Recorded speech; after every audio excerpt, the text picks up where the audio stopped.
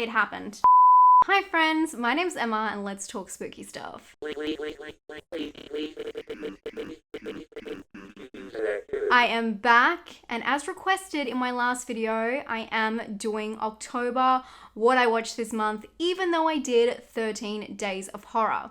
Hi, if you've not seen one of these videos and you're very confused, this is the video I do every month where I wrap up everything I watched and go through and give you guys recommendations and just give a rundown on some of the movies I didn't review, because I don't review every movie I watch. Sometimes I like to keep my thoughts to myself, and then I save them, and then I put them in these videos. Also, if it looks a little bit weird the way we're positioned, it's because my dog is sleeping on the ground.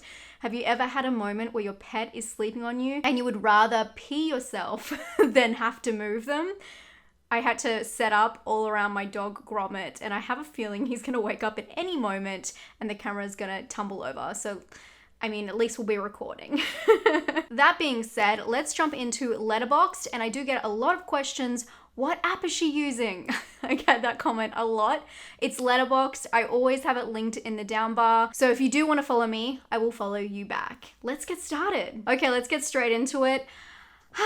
On the 3rd of October, I watched American Murder, The Family Next Door, which is the Chris Watts case. Usually I don't watch a lot of true crime, but recently I've really gotten back into it, and this was on Netflix. It is, a documentary based on it. If you do know about the case, I'm not going to say anything about it. It's true crime, which means demonetized on YouTube, but also I don't want to give away anything if you are interested in watching it unravel. But if you have seen all of the body cam footage from the officer questioning him and all that kind of stuff, and every little other piece that was released to us, it's kind of just all condensed into this narrative. And I do want to make it clear that this is a narrative, and like any Netflix documentary production, they want you to think a certain way. Not saying anything about him, but there's a woman in there that they haven't given all the details on. Anyway, if you do want to look into it, Christina Randall, she does a really good video on it. Definitely check that out. And I will link that down below if you want to follow up and know what I'm talking about. But would I recommend this? If you're into true crime, I would definitely recommend it. Next is Scare Me. This is an indie flick from Josh Rubin, and I believe that's him in it as well. It doesn't look like you guys liked it too much. I thought it was quite cute for what it was. I don't think it really suited the full feature-length film idea. It's about two people who get stuck in this cabin, and one's a writer, and they're acting out different ideas for horror movies, and as they act them out, they come true. So it's a cool idea in theory, but I felt like it just needed a little bit more. But I actually was impressed by the production quality, and it was a lot better than I thought it was going to be. I don't know if that is selling it to anyone. I then watched Irresistible. I went to a premiere to see this, and I just walked in blind, so I wasn't expecting it. But, and you can see I gave it a 2.5, but I thought it was a really interesting twisted message, and that's part of the reason I actually don't want to talk about it, not just because it's political, it's a commentary on the American political system, and it's a comedy, by the way, and I just thought it was really interesting, that aspect of it, but the rest of it, just not really my taste. But if you're into political comedy that's kind of satire, making a comment on the way the system works, maybe check it out. I watched the DPU Dig, and someone recommended this to me recently, and if you did, I'm really sorry. I hated this movie. I watched it before they recommended it to me, but I remember they were in my inbox recently and asking me about it. I absolutely hated this film. It's on Shudder. It's kind of like Lovely Bones-ish. It's about, what is it about? It's about this weird mother-daughter relationship. She's a crooked psychic, and then something happens to her daughter, and she has to talk to her daughter and realizes that it's real, kind of thing. The next film that I have a lot of questions about is Possessor. Yes, I watched this. I really like this movie, but when I went to write a review and I started writing a review, I just felt like I didn't have a lot to say without giving away too much. And as you guys know, I like to do spoiler-free reviews, just mainly because my aim here is to give you a lot of recommendations. And yeah, I mean, it was just a lot to digest, and I absolutely loved it. Its film is by Brandon Cronenberg, obviously Cronenberg's son, and you can see this coming along swimmingly well. It's really cool that he followed in his father's footsteps completely, but also brought this new modern kind of twist to it. It felt like a Black Mirror-esque Cronenberg baby, and it really messed me up in my head. If you have not seen it, please go in blind. It is, how do I explain it? If you don't want to hear about it, fast forward like 30 seconds. But it is about an assassin who goes into people's bodies and possesses them. She does this for high-paying clients who want to kill someone so she can do it in someone else's shoes. You find this out very, very quickly in the film. But her doing this over and over has effects on her brain and her body. Yeah, it's pretty sick. I did not rate it here. I'd probably give it like a 7 or an 8. It was really surprising, really gory, is what you expect, I guess, from a Cronenberg film. But I really enjoyed it, and I would highly recommend it. If you haven't seen it, definitely check it out. It's definitely worth a watch. I then watched Psychopaths, which I think I watched this on Shudder. And this was awful. I don't even understand what this film was. It was trying to be like a film noir film. It says a sprawling psychedelic assemble piece that follows several serial killers over the course of a single night. I don't know what to say about it. I absolutely hated it. It was just boring nonsense, and I feel like I just tuned out, so I really don't have a lot to say about that one. Sorry, guys. I then watched The Cleansing Hour, which a lot of you guys asked me about as well. This is on Shudder, and this is a like full-on live stream production of this guy who is claiming that he's like claiming to be a priest, I think, and he can exorcise people, and he does it live. People bring in, you know, their family, friends, or whatever. Anyway, it's all a hoax, and then one night something goes a little bit different. There's a little bit of a glitch in the system, and he's thrown for a loop, and it's more about his relationship with the other person who started the live stream. I did think it had some good points, but towards the end it just felt a little bit too silly. It's like a silly movie, I feel like. And if you're into silly exorcist films, which I totally agree that can be a guilty pleasure, probably watch it. But I wasn't the biggest fan, but I know a lot of you guys really liked that film. I watched The Lie and Black Box, and I watched them and did a review on them. I will link that. I then watched Hoovie Halloween. I absolutely love this film. Surprise, surprise, no. I'm not going to point out the irony on the screen right now. You guys can figure it out yourself. But if you didn't know, I love Adam Sandler, and I love really bad Adam Sandler films, so it was no surprise that I was going to love this. His voice is annoying as all hell, but that's Adam Sandler for you. How can you go into an Adam Sandler movie and expect him to just come out with his own voice and act like himself? He's always going to be this exaggerated version. Anyway, if you haven't seen it, it's on Netflix, and it's definitely worth a watch, especially if you're into kind of silly, fun stuff. It's a great Halloween film, it really is. I think I'll watch it next Halloween. So it's about a recluse man who is bullied by the neighborhood, and then everyone around him starts dying, and he needs to figure out the mystery. That's like the best way to put it without giving anything away. It mimics a lot of classic horror movies and like kind of morphs into them. It's really clever, lots of cameos. Steve Buscemi is in it, and he is fantastic. My favorite character in there. It's really good. I then watched Tales of Halloween. I don't know if I had seen this before. I don't think I had. I was not a fan of this. This is an anthology. It says it's 10 stories. I didn't know it was 10. That's a lot. Yeah, the stories that kind of like pull them together are really like fucked up and weird, and I don't know, it just wasn't for me, to be honest. I'm sure a lot of you guys have seen that. I watched The Social Dilemma, which I'm sure a lot of you saw. It's on Netflix. It's a documentary about using technology and how the design of apps and like anything on your phone really, email and things like that is addictive, and the reenactments for it was so bad, and I love reenactments, but I don't feel like it told me too much I didn't already know. There was a couple facts here and there that were eye-opening. If that does interest you, I definitely would recommend it, but for me, I felt like it went on too long. I had to watch it in 2 different parts. Halloween, I rewatched with Halloween, and I did this for Does This Offend You? We did a stream on Vicky's channel on Nightmare Maven. I will link it down below, which is Halloween versus Halloween. We talked about the 2 films. And actually, the comments were so nice. The live stream chat, you guys did it so awesome. Thank you. I was going into that a little bit scared because I know people are so diehard, but you guys were really cool in that, so thanks. I feel differently after watching Rob Zombie's Halloween the second time. I actually liked it the first time, but this time, I don't know what I feel. I thought it was really sloppy. But I know it's like retold in his eyes, so it's something completely different. But yeah, I just did not appreciate it as much. I watched Evil Eye and Nocturne, and I watched these 2 for Welcome to the Blum House. I did part 2. I'll link it up. And yeah, I can't wait to see, sorry, I went into that. I can't wait to see in the next ones they bring out and see where they go. If you haven't seen any of those videos and you just want a quick recap, I do recommend watching Black Box.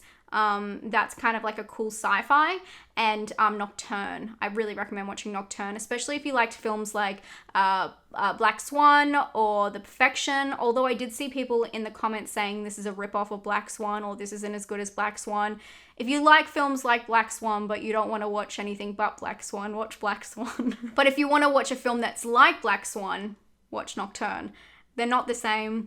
Black Swan is like probably a 10 out of 10 movie. Or at least 9 out of 10, so I don't think we can get much higher than that, especially within a Welcome to the Blumhouse film. I said it. I watched Trick or Treat. I watched this with my patrons. If you do want to become a patron, I do have a Patreon. I never really talk about it. I do talk about it in these videos that I watch them at Hangouts, but if you want to support me, you totally can. I do a bonus video every single week over there, and it's just $2 a month, or you can like up the pledge and be on our Discord, or you can up the pledge and do Hangouts as well. Anyway, just an option if you'd like to support the channel. So I watched Trick or Treat with my patrons, and I was really impressed. I liked it much more this time than I did last time. I only gave it a 3. I think I should give it a 7. It's really hard because if you haven't seen Trick or Treat, it's an anthology horror movie. It's an anthology horror movie about Halloween night, and it's quite clever and slick and fun and just really fast paced, and it flows really well. But because it's anthology, I have I rating these ones because obviously there's like 1 or 2 that I absolutely love, and then there's one that I'm like, why did this just happen? So, I mean, yeah, it's hard. Let me know how you rate anthologies. I'd love to know. So from here, we went into my 13 Days of Horror. If you didn't watch, a lot of people didn't get this in their subscription box. I did 13 reviews in a row. I had a map. I had a Venn diagram. It was a fun time. Lots of grommet if you like my dog. Pumpkin carving, a face mask. If you want to check it out, definitely do. I have a whole playlist. I'll leave that link down below. So these films, I will skip the films that are from there because otherwise, for those who are dedicated and watch them all, I don't want to repeat myself. So I'm going to go straight to Unpregnant. I watched this film. This has Barbie Ferreira in it, and I love her. This is a really interesting film. It's about these 2 teenagers from Missouri. Do I say that right with my accent? And one of them is pregnant. And so they both go on this road trip so she can have an abortion across state lines because she's underage. She can't have that without adult permission, parental permission. Anyway, it's a weird... It happened. It happened. Gromit got up. Hang on a second. Sorry about that. My dog just woke up and got the shock of his life surrounded by a tripod. Okay, yeah, it's about 2 girls who go across the border so one can have an abortion. And it's an interesting movie because it seems like it's targeted at a younger audience. It's like a comedy-esque coming-of-age film, but like obviously there's more adult, and I'm not just talking about what they do. There's more adult kind of humor and moments in it, and it's hard to know who it was aimed at. Yeah, it's a very interesting movie, and it's not what you think. Yeah, there's some interesting elements along the way that makes me feel like it's for you know, a older demographic, but then there's other elements why are they, I mean, it's got to do with the storyline, but the fact that they're meant to be relatable teenagers, it's very confusing. But I didn't mind it. It was, I think for me, I mean, I gave it 3. I think for me, it was like in the middle of watching 13 Days of Horror, or towards the end, and I just like wanted a break movie, so it was like good to turn my brain off for a bit. I watched Kanjillionaire, absolutely beautiful, but only if you're into like A24 films, so let me just warn you that. Evan Rachel Wood, Gina Rodriguez, man, it's just crazy and yeah, strange. Oh, one of you guys gave it half a star. I love looking to see what you guys watched. It's really funny. The movie is about, I wouldn't even say they're con artists, but like a family that have tried to go against the social norm so much that they've like completely messed their child up, and about her relationship trying to get out of that. And it's just done in such a strange way. And it's really dark and interesting, and it really challenges you to think about relationships in your life. And I absolutely loved every minute. It was quite a long film. Oh, it's 105 minutes. Maybe that's not long. But I don't know. I just really got into it. Luckily, I was able to see this at the cinema. And luckily, when I went and saw it, I was the only one there. So I just had a really good experience. And I really fell for this movie. I thought it was beautiful. I would recommend it if you're into strange A24 films that really dive into characters, and I would say that one is almost a honey film. If you guys know what I'm talking about the honey films, I have a thing on my Letterboxd about them. They're like slices of life about character-driven stories, and really just a moment in someone's life and what defines them. And usually it's very gritty and raw. Anyway, that's my own term. Next we watched Are We Not Cats? I know in the review I said We Are Not Cats. What did I say? It's Are We Not Cats? Maybe I said We Are Not Cats. Means the same thing though, really. But also that's my dyslexia, so please excuse me. So that's for 13 Days of Horror. I watched the Borat film. I did not rate this because you cannot rate this. I don't feel like it's a film. It's just like a piece of, I don't want to say art, like content out in the world. And I enjoyed it. I think it's definitely worth watching, and it's interesting in this current time. When you watch the whole film, it's pretty interesting. I don't know what to say without giving anything away, but I was watching the whole thing like this, I have to be honest. It scares me more than any other horror movie, but I enjoyed it. So we'll go past Vampire and Bad Hair. I watched Bad Hair. That's another one you guys were asking me about. I really enjoyed this film, the setup, the characters, the music, the visuals. It was just really cool, and the way it all came together and how precise the storyline was. It's about a woman who's trying to break into being a VJ in a music television studio. It's about her and what she's willing to do and what she's willing to change to fit into the social norm. She's black and she has natural hair, and it's talking about the effects a weave, or this is like, the underlying message, could have on progressing her career, but also like tarnishing her soul. That's how I see it. The film was really cool, and I think that the idea is very intense and almost comical, and I think that's where it loses people, and it's definitely where it lost me. So many horror movies start off as these grand ideas and they really have something to say, but where they travel, I don't think it really ends the best way for the message that they try to convey, and I felt like this film was that. I did give it a 3. I did enjoy it, but I felt like the special effects, even though I feel like they went over the top on purpose, it just wasn't for me, and the start was so interesting, and towards the end I felt like I didn't care as much anymore. I felt like the message came through within the first 45 minutes and the rest was just filler. So maybe it was just so strong at the start, it kind of sizzled out. I'm pretty sad about it, to be honest. And then from there, so Black Christmas, The Craft, I did a review on this. I don't know, I'm biting my tongue because some of the comments on there are just, yeah, interesting. And that's the thing. It's your perspective and that's totally cool. But I worry sometimes. And I know this is just the minority because I know a lot of you guys out there that you wouldn't be upset because one character is different to other characters, is what I'm saying. I don't want to fight. That's the thing, guys. I don't want to fight. If you don't like a film, maybe it's not for you. And The Craft was probably not for me, but I'm not going to cry over the fact that boys in the movie cry. Okay, I did say it. There you go, I said it. Okay. But the film that I really want to talk to you guys about is The Empty Man. And this is the last film I'm going to talk about because obviously Ghost Story is for 13 Days of Horror. But I watched, like, you can see just a little sneak peek of what I've watched so far this month. I've already watched so much. But The Empty Man. Let's talk about The Empty Man because I did a Patreon review on this, but I still want to talk about it briefly with you guys. I absolutely loved this film and I was totally blown away by it. And it was the biggest surprise for me. I was shocked by it. I really, really enjoyed it. I went and saw it at the cinema. Again, lucky enough to be able to go to the cinema at this time. But this film was marketed as one thing, although I did not see any of the marketing. Even the poster, oh, sorry, I went to the wrong one. Even the poster, like, does not do it justice. Everyone was saying, is this like the Bye Bye Man?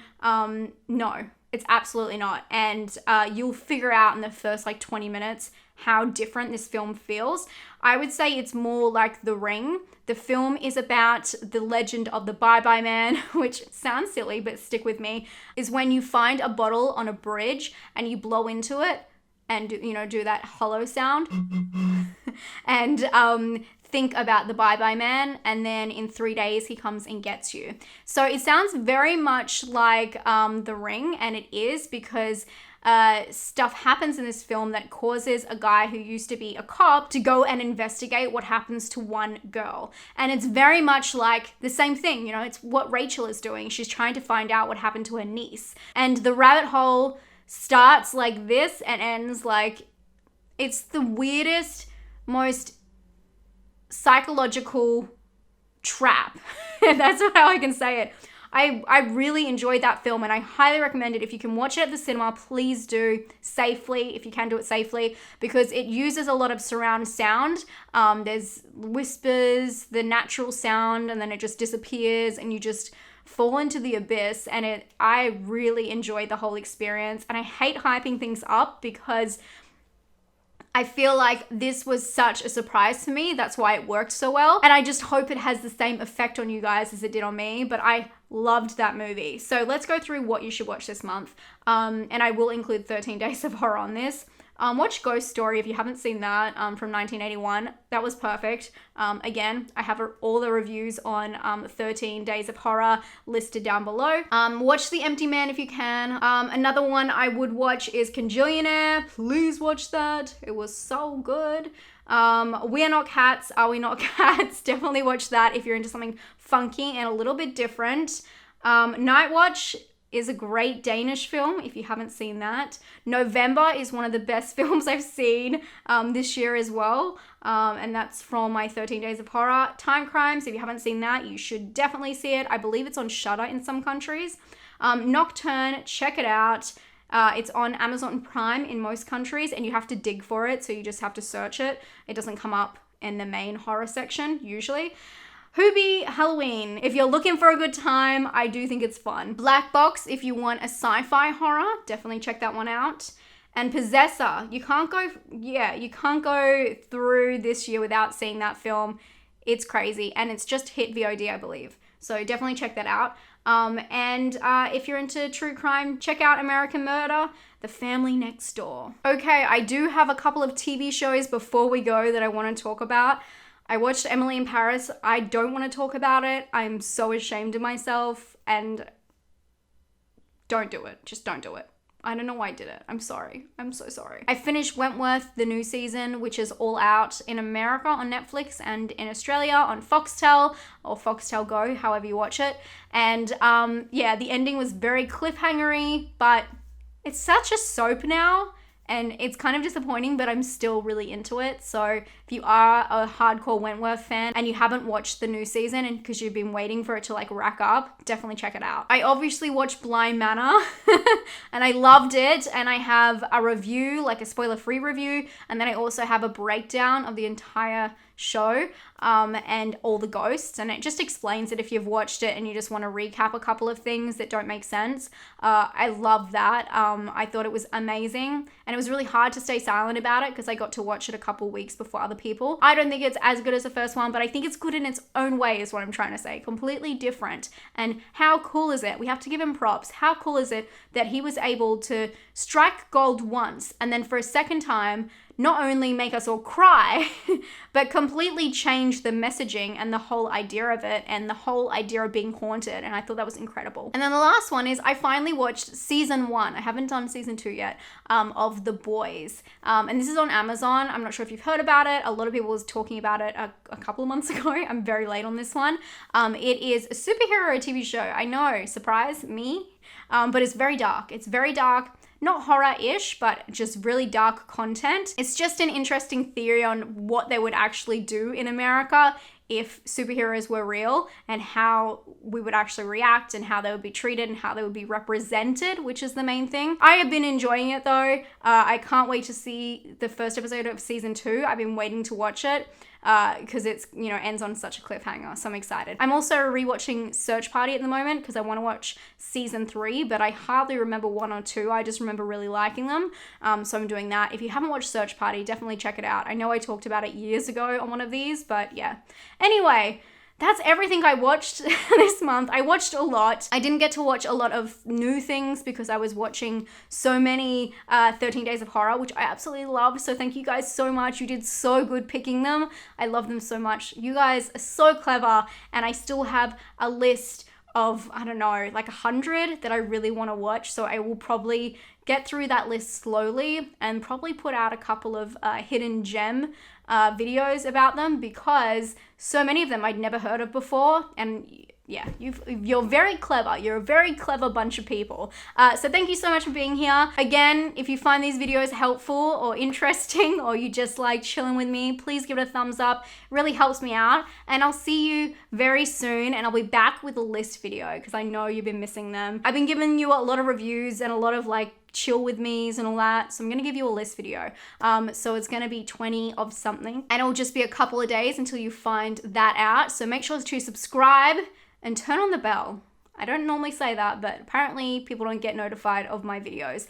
So turn on the bell and I'll be back very soon. Take care of yourself and stay spooky, guys. Bye.